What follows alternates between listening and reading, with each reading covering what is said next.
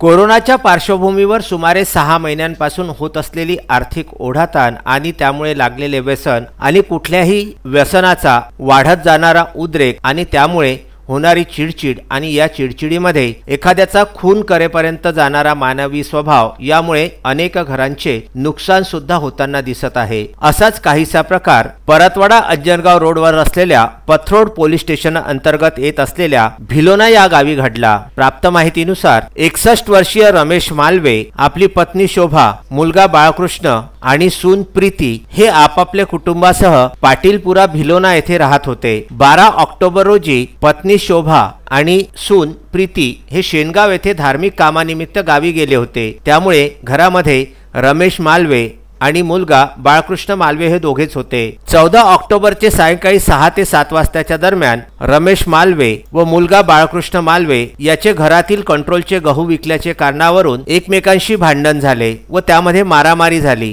तदनंतर दुसऱ्या भावाने मध्यस्थी करून दोघांनाही झोपण्यास सांगितले व तो आपल्या घरी झोपायला निघून गेला। रात्री 11 वाजताच्या दरम्यान आपापल्या घरी दोघेही झोपून गेले। 15 ऑक्टोबरचे सकाळी अंदाजे 7 वाजताच्या दरम्यान रमेश मालवे हे उठत नाही म्हणून लहान मुलाने आवाज दिला असता दार आतून बंद होते आणि लहान मुलाने दाराचे फटीतून घराचे आत डोकावून पाहिले असता घराचे आत रमेश मालवे हे जमिनीवर पडलेले दिसले आणि आजूबाजूला रक्त पडलेले दिसले आणि मुलगा बाळकृष्ण हा बाजूलाच लपून बसलेला आढळला। त्यानंतर गावातील सर्व मंडळी जमा झाली आणि रक्तबंबाळ अवस्थेत असलेल्या रमेश मालवे यांचे मृत शरीर बाहेर काढण्यात आले। फक्त घरातील कंट्रोलचे गहू विकल्याचे कारणावरून झालेला हा वाद शेवटी 61 वर्षीय रमेश मालवे यांच्या मृत्यूस कारणीभूत ठरला। त्यामुळे आता असे म्हणता येऊ शकते की व्यसनाधीनतेच्या अतिरेकीपणामुळे सख्या मुलाने सख्या बापाचा खून फक्त कंट्रोलचे गहू विकण्याच्या कारणावरून केला म्हणजे हा समाज सद्य परिस्थितीमध्ये कुठे जातो आहे हे सुद्धा पाहणे गरजेचे आहे।